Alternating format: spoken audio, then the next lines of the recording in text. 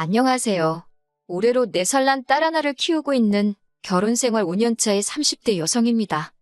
남편과는 친정오빠의 소개로 만났습니다.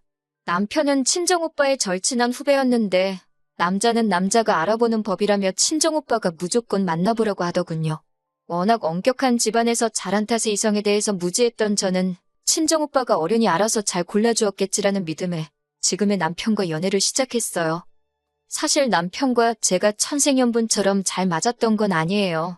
하지만 남편과 사귀는 횟수가 3년이 넘어가자 남편과 결혼하는 게 당연하게 여겨지더라고요. 게다가 남편은 저더러 아무것도 안 해와도 된다, 몸만 와도 된다 했습니다. 솔직히 털어놓자면 당시 저희 친정 사정이 좋지 않았어요. 친정오빠가 사업을 한답시고 친정부모님 재산을 이리저리 받아갔는데 일이 잘 안 풀렸거든요. 그래도 친정부모님께서는 맏아들이라는 이유로 묻지도 따지지도 않고 계속해서 지원을 해주고 계시던 상황이었고요. 게다가 친정부모님 험담을 하자는 건 아니지만 워낙에 친정아버지가 가부장적이셔서 딸은 어차피 시집가면 그만이다. 그 소리를 입에 달고 사셨어요. 그런 친정아버지에 비해 친정오빠는 그래도 사람이 다정하고 제 마음을 많이 알아줬거든요. 그래서 오빠 말이라면 더 믿고 따랐던 것도 있어요. 아무튼 친정이 이런 상황이다 보니 몸만 시집 오라는 남편의 말이 고맙기까지 하더라니까요. 그렇다고 제가 정말 몸만 가지고 시집을 온 건 아니었습니다. 그래도 당시 회사 다니면서 모아둔 돈이 3천만 원 정도 있었거든요. 회사 생활 시작한 이후로 매달 친정의 생활비를 보태드리고 그러다 보니 많이 모으지는 못했지요. 그래도 시집 간다 하니까 친정어머니가 친정아버지 몰래 1,000만 원 만들어주시대요. 그렇게 총 4천만 원 들고 왔어요. 남편은 경기권에 자기 명의로 된 빌라가 있다고 했고요. 그런데 결혼 후에서야 알게 된 게 빌라는 시세 2억짜리였고 그나마도 대출이 1억 정도 있어서 결혼식을 올린 이후부터는 같이 갚기 시작했네요. 결혼식을 올린 뒤 신혼 1년은 그래도 그럭저럭 괜찮았어요. 어느 다른 신혼부부들처럼 서로 맞춰가느라 다투기도 했지만 대부분이 심각하지 않은 일들이었지요. 그러다 제가 임신을 하면서 생각지도 못한 이야기를 듣게 되었습니다. 제 임신 소식을 들으신 어머님께서 학가를 제안하셨거든요. 같이 살면서 당신이 제 산후조리도 해주고 아이도 봐주겠다는 말씀이셨는데 솔직히 내키지가 않았네요. 시부모님에 대해서 조금 이야기를 해보자면 아버님께서는 저희 부부가 결혼식을 올리고 얼마 지나지 않아 지병으로 세상을 떠나셨어요. 사실 워낙에 건강 상태가 좋지 못하셨기에 오래 버티지 못하실 건 알고 있었지만 저희 예상보다 빨리 세상을 떠나셔서 저를 비롯한 모두가 충격이 컸지요. 그리고 아버님과 금슬이 좋으셨던 어머님께서는 하루가 다르게 어두워지시더니 급기야 우울증 증세를 보이기 시작하셨습니다. 저희를 앞에 앉혀두고도 당신이 무슨 이야기를 하고 계셨는지 깜빡하시기가 일쑤였고 이후로도 걸핏하면 멍하니 하루 종일 창밖만 보고 계셨습니다. 반년쯤 지나 어머님의 생신 때는 제가 차려드린 밥상을 보시고는 엉엉 우시다가 갑자기 밥상을 발로 걷어차셨는데 남편도 신우도 어머님의 그런 과격한 행동은 처음이라며 꽤나 당황해야 돼요. 상을 차린 저는 저대로 서운하고 서러워서 눈물을 흘렸고 집안 망신이다 싶었지만 아는 지인에게 털어놓으니 그거 우울증 아니냐입니다. 그래서 남편과 신우에게 어머님을 모시고 병원에 가보자 했어요. 그런데 그 말을 들은 신우가 네가 뭔데 우리 엄마를 미친 액수 취급을 하냐고 다짜고짜 화를 냈습니다. 남편도 저더러 걱정해주는 건 고마운데 어머님은 멀쩡하고 오히려 이런 이야기를 하는 제가 어머님께 상처를 준다는 식이 돼요. 무엇보다도 어머님 본인이 병원 가길 거부하셨기에 적절한 치료는커녕 상담조차 이루어지지 못하고 있었습니다. 사정이 그렇다 보니 솔직히 산후조리고 앞으로 태어날 아기고 어머님께 맡기는 건 부담스러웠고 꺼림직했어요. 하지만 이런 제 마음을 알아줄 것 같던 남편마저 모처럼 어머님의 의욕적인 모습에 한껏 들떠 있었기에 결국 저는 남편을 설득하지 못했습니다. 하지만 다행이라고 해야 할지 금세 또 며칠 만에 어머님께서 기분이 안 좋으시다며 학가는 안 하겠다 하시대요. 주변에서 하는 말이 집까지 팔고 아들네 들어갔는데 아들 며느리가 구박하면 서러워서 못 산다고 했다나요. 듣고 있는데 저도 남편도 좀 황당했다고 해야 하나? 동시에 마음에 병이 있어서 그러신 거니 안타깝기도 하고 학가는 피했다 생각하니 다행이다 싶기도 했고요. 아무튼 결국 산후조리도 아이 봐주는 것도 다 없던 일이 되었습니다. 이후로 아이가 태어났고 저는 얼마 지나지 않아 다니던 회사를 관뒀습니다. 원래 회사를 다니는 동안 부업으로 번역일을 하고 있었는데 언젠가부터 번역일로 버는 돈이 출판사 월급하고 비슷해졌거든요. 게다가 회사는 출퇴근을 해야 했지만 번역일은 집에서도 할 수 있었으니 여러모로 번역일이 저에겐 나은 옵션이었어요. 그런데 이때부터였어요. 남편이 저와는 상의도 없이 걸핏하면 어머님을 일주일이고 한 달이고 저희 집에 계시게 하더라고요. 그래놓곤 한다는 소리가 어머님 혼자 얼마나 쓸쓸하시겠냐면서 저라도 있는 저희 집에 와 계시면 좋을 것 같다고 저더러 이해를 해달래요. 오신 김에 손녀도 봐주실 테니 분명 저에게 도움이 될 거라면서요. 하지만 실상은 그렇지 못했습니다. 어머님은 저희 집에 오시면 손님이자 상전이셨어요. 절대 당신 손으로 뭐 하나 하시는 법이 없었습니다. 일례로 손녀인 제 딸이 울건 어쩌건 기저귀 한 번을 안 봐주시더군요. 뿐만 아니라 어머님 눈에는 당신 아들은 아침부터 밤까지 밖에서 일을 하는데 며느리인 저는 집에서 편하게 일하니 그 모습이 어지간히 꼴보기가 싫으셨던 모양입니다. 그래서인지 툭하면 빨래 안 하냐, 청소 안 하냐, 음식 안 보냐, 뭐 안 하냐? 솔직히 처음에는 저랑 둘이 있는 게 어색해서 무슨 말을 하셔야 할지 몰라서 저러시나 싶기도 했고 아니면 단순히 말상대가 필요해서 그러신가 싶기도 하고 어쩔 줄 모르겠더라고요. 하지만 막상 어머님 말동무라도 해드리려고 하면 매사 시큰둥하시고 들은 채도 안 하시대요. 손녀인 제 딸에게도 그다지 관심이 없으셨고요. 솔직히 저도 사람이라 그런 어머님과 있으면 숨이 다 막히는 것 같았고 한마디로 살갑게 대해드리기가 어렵더라고요. 결국 그렇게 어머님이 저희 집에 옷가 계시기를 수십 차례, 세월로 2년이란 시간이 흘렀습니다.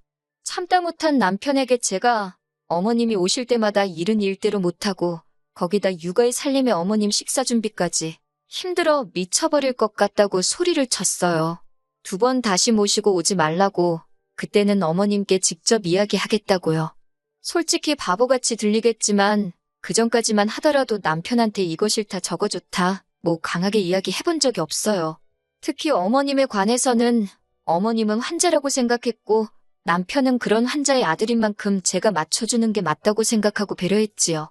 그런데 이러다간 정말 내가 먼저 우울증에 걸려 죽겠구나 싶더군요.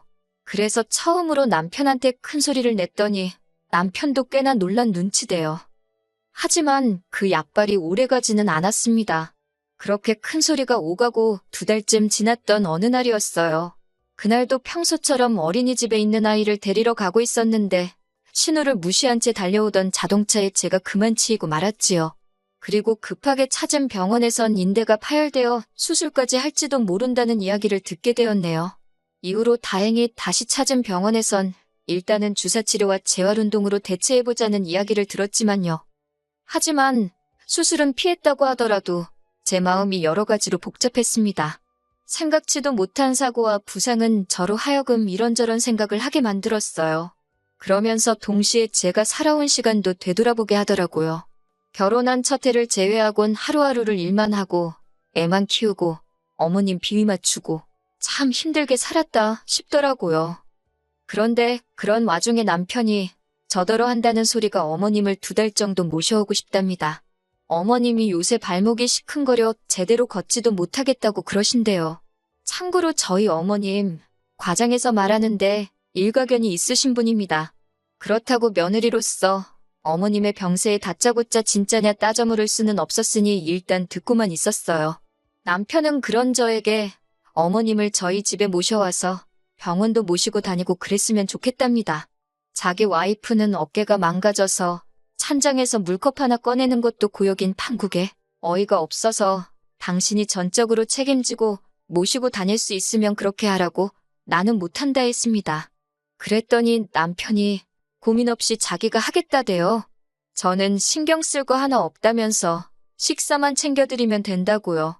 사실 칼질하는 것도 쌀 씻는 것도 아무튼 어깨에 힘이 들어가는 일이라면 무리가 되었고 혹시나 상태가 더 나빠져서 수술이라도 하게 될까 무서워서 그마저도 내키지는 않았어요. 하지만 어차피 먹고는 살아야 하고 먹는 걸로 그러는 건 도리가 아닌 것 같아 알겠다 했습니다. 그리고 이틀 뒤 남편이 어머님을 모시고 왔습니다. 어머님 댁은 참고로 저희 집에서 차로 1시간 거리에 있어요. 다니기로 한 병원까지도 차로 1시간 거리로 저희 집에서 가는 것과 별반 다르지 않지요. 제가 어머님이었다면 불편하게 며느리랑 부대끼며 있느니 제 집에 있지 않았을까 싶었지만 아무튼 발목이 아파 걷지도 못하신다는 얘기와 달리 어머님께서는 다음날 아침 바로 산책을 나설 만큼 아무렇지 않아 보였습니다. 남편더러 당신도 어머님 산책하는 거 보지 않았냐, 진짜 아프신 거 맞냐 하니까 저게 다 재활운동의 일환이라며 어머님을 두둔하더군요. 팔은 안으로 굽는다더니 내가 당신과 무슨 말을 하겠냐 싶어서 더는 따지고 들지도 않았습니다. 그냥 약속한 대로 알아서 책임지라 그 소리만 했어요. 하지만 어머님이 오시고 정확히 일주일째 되던 날이었습니다. 남편이 급하게 출장 일정이 잡혔다며 저더러 3박 4일 동안 어머님을 부탁한다는 거예요. 저는 단칼에 거절했습니다. 어머님이 오신 이후로 반찬 타박을 어찌나 하시는지 평소 남편과 제가 먹는 것보다 2배, 3배 많은 메뉴를 그것도 몇 끼마다 해대고 있었거든요. 그리고 당연히 그러한 부엌일이 제 어깨에 큰 무리가 되고 있었고요. 그것도 속상해 죽겠는데 어머님까지 모시고 병원에 가라니 내 어깨 재활치료받으러 가는 것도 힘들어 죽겠는데 못한다 했습니다. 정 뭐하면 신우한테 부탁하라고 쏘아붙였어요. 신우는 저희 집에서 차로 20분 거리에 살고 있었거든요. 하지만 남편은 말로만 알겠다 하더니 출장을 가는 날까지 기어이 가타부타 말이 없더군요. 그리고는 그냥 어머님을 두고 출장에 가버렸어요. 완전히 이건 뭐 저한테 마치 네가 시어머니 모시고 병원에 안 가고 백이냐는 선전포고나 다름없게 느껴지더라고요. 그래서 안 갔습니다. 이렇게 막무가내로 나오면 통할 줄 알았다는 게 어이가 없었으니까요. 그리고 남편이 출장에서 돌아온 날 어머님은 정말 버선만 안 신으셨지 남편 맞이하시는 모습이 정말 버선발로 뛰어나가시는 모양새였습니다. 남편을 붙들어 앉히시곤 당신 발목도 아프고 머리도 아프고 등도 아프고 그런 어머님을 보더니 남편이 저더러 병원 안 모시고 갔냐고 묻대요. 그리고 그 질문을 들은 순간 얼마나 열이 받던지 당신 눈에는 어깨 때문에 옷 갈아입는 것도 힘겨워하는 나는 안 보이냐고 따졌어요. 하루 종일 삼시세끼 칼질에 대고 상차리고 그 와중에 애보고 일하고 알아줄 거 아니고 도와줄 거 아니면 최소한 사람을 긁지는 말라고 화를 냈지요. 그랬더니 어머님께서 왜 당신 아들한테 소리를 지르냐며 네 팔이 그 모양인 게 내 아들 탓이냐고 생기다 말게 낳은 네 부모한테 따지라며 고래고래 소리를 지르셨습니다. 그리고는 당장이라도 절 때릴 기세로 저에게 다가오시는데 남편이 순간 어머님을 막아서면서 그런 게 아니라고 하대요. 하지만 어머님께선 갑자기 엉엉 우시면서 당신 아들이 불쌍하답니다. 결국 참다 못한 저도 그동안 속에 있던 말을 끄집어냈습니다. 제가 하나하나 적지는 못했지만 그동안 저희 집에 계시면서 어지간히 저를 깎아내리셨거든요. 툭하면 야너 부르시는 건 기본이었고 그렇게 제가 해드리는 밥 드시면서도 손녀인 제 딸한테 내복은커녕 양말 한 짝 안 사주셨지요.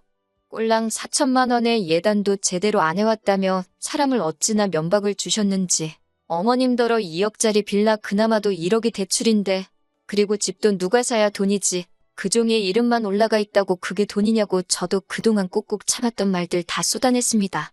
어머님 비위 맞추는 거 힘들고 어머님 성격 정말 이상하시다고 그렇게 싫으면 오지 마시지 누가 반긴다고 꾸역꾸역 와서 성질이시냐고요. 그러자 어머님이 정말 저를 잡아먹을 듯이 노려보시더니 시엠이 알기를 우습게 안다면서 처음에 자기한테 우울증 어쩌고 할 때부터 딱 알아봤답니다. 제가 지금 어머님을 정신병자 취급을 하는 거라나요. 어머님이 어찌나 악을 쓰고 우겨대는지 정말 저까지 정신이 하나도 없었네요. 결국 남편이 신우에게 전화를 걸었고 얼마 지나지 않아 신우와 신우 남편이 쫓아왔습니다. 신우 남편이 어머님을 모시고 나갔고 신우는 저더러 어찌됐건 시어머니인데 그거 비위 좀 맞춰주는 게 어렵냐면서 그래서 그러면 언니가 모시고 가라니까 한다는 소리가 자기는 모셔도 자기 시부모님을 모셔야 할 판이지 친정어머니를 어떻게 모시냐고 툴툴거려요. 그러면서 신우도 어머님이랑 똑같은 소리를 하대요. 자기 동생이 장가갈 때 집까지 해갔는데 어머님 좀 모실 수 있는 거 아니냐고. 그러자 이번엔 남편이 나서서는 집 얘기 좀 그만하라고 쪽팔린다며 화를 내더라고요. 한참의 실랑이 끝에 일단은 어머님이 신혼에 있다가 당신 집으로 내려가시기로 이야기가 되었습니다. 상황이 일단락되고 나자 남편이 저더러 일단은 미안하다면서 저한테 이해를 좀 해달라대요. 자기 어머니는 환자라면서 그렇게 제가 병원에 모시고 가자 할 때는 멀쩡하다더니 이제 와서 환자라고 저한테 사과를 해달랍니다. 저는 사과 못한다고 했어요. 나더러 매번 이렇게 참고 살라는 거냐고. 그렇게는 못한다고요. 그러자 남편이 그러면 어쩌냐입니다. 자기는 자기 어머니 불쌍해서 모른 척하고는 못 살겠다고요. 그래서 그러면 당신이 어머님 댁에 내려가서 어머님하고 둘이 한번 지내보라 했습니다. 나는 이 집에서 딸하고 둘이 지낼 테니까. 그렇게 한 3주나 지났을까요? 남편한테 연락이 왔습니다. 자기가 생각이 짧았다며 무조건 미안하대요. 자기 어머니지만 이렇게 까다롭고 상대하기 어려운 분인지 몰랐다면서 저더러 고생이 많았겠다고 그래요. 그래서 남편과 저는 극적으로 화해를 했습니다. 그리고 남편이 신우에게도 저에게 이야기한 것과 똑같이 얘기를 했답니다. 자기 와이프, 그러니까 제가 얼마나 고생을 했을지 누나는 상상도 못할 거라면서 이제 누나도 누나 할 도리는 하고 살라고 했다고요. 실제로 어머님도 당신 아들하고 둘이 있으니 순식간에 집안일이며 뭐며 다 당신 몫이 되었던 모양입니다. 저랑도 사이가 안 좋지. 아들 하나 보고 살자니 당신이 할 일이 너무 많지. 그래서 이후로는 저희는 안 찾고 신우만 찾으시더라고요. 진작에 왜 이 방법을 쓰지 않았을까 생각하면 허무할 정도로 상황은 순식간에 해결이 되었습니다. 남편도 이제는 저를 이해하고 어머님을 병원에 모시고 가려고 노력 중이에요. 신우도 어지간히 시달렸는지 저희랑 뜻을 같이 하고 있고요. 다만 당사자인 어머님께서 어찌나 완강하게 버티시는지 저희가 좀 더 고생하긴 할 것 같아요. 부디 하루빨리 어머님 마음의 병이 회복되어 건강한 노년을 보내실 수 있기를 바랄 뿐입니다.